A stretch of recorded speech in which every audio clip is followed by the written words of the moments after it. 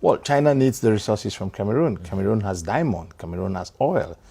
Cameroon has timber. So China, gold too, yeah. So China is interested in the resources of Cameroon. Cameroon. It's got gold, timber, oil, and strategic ports. China wants it, and it will do what it takes to get it. Africa. It has resources. China wants them. And nowhere is that more apparent than in Cameroon. Cameroon is one of the breadbaskets of Africa. It's also loaded with diamonds, gold, and oil. Plus, it's strategically located with several ocean ports the Chinese military would love to have access to. This is Cameroon's president, Paul Biya. He's been president for 36 years, which can only mean one thing. The people love him so much they keep re-electing him in free and fair elections. And he's only too happy to give the Chinese Communist Party the access to Cameroon it craves. To find out more about China's colonial plans in Cameroon and Africa at large, I sat down with Congo Felix Agbor at the Oza Freedom Forum. There's nothing like a free lunch. I know people criticize the relationship that we had with the West, colonialism and the rest, but China is another colonial power in thin disguise.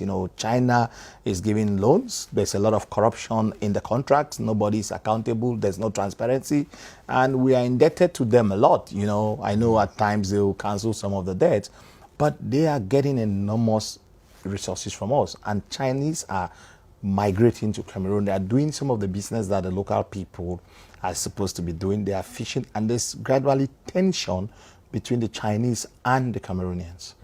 So Chinese leader Xi Jinping calls it win-win cooperation, but doesn't sound like this is actually a win for the people of Cameroon.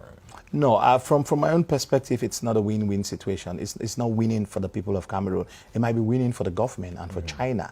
The average Cameroonian is not benefiting a lot. The government cannot account to some of these monies that are given, and it's like mortgaging the destiny of future generations. So it's win-win, yes, win for the Chinese government and win for the Cameroonian government, but it's a win-loss for the Cameroonian people. And I know Cameroon is in a very strategic location in the region, and China has shown an interest in a billion-dollar port.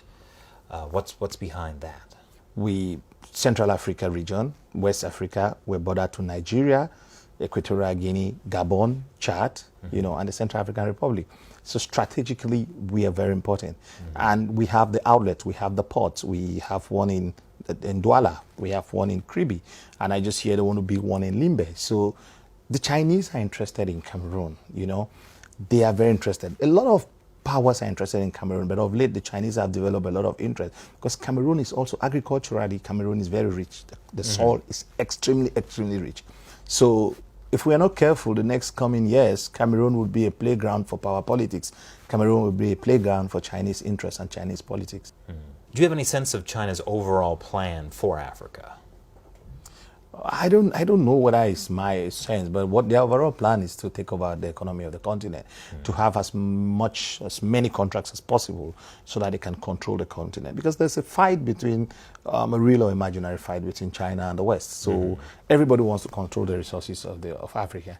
And because most of the 54 countries are dictators, a lot of them are going towards China. Don't forget the building of the African Union in Ethiopia was a gift given by China, So China is there to conquer the markets.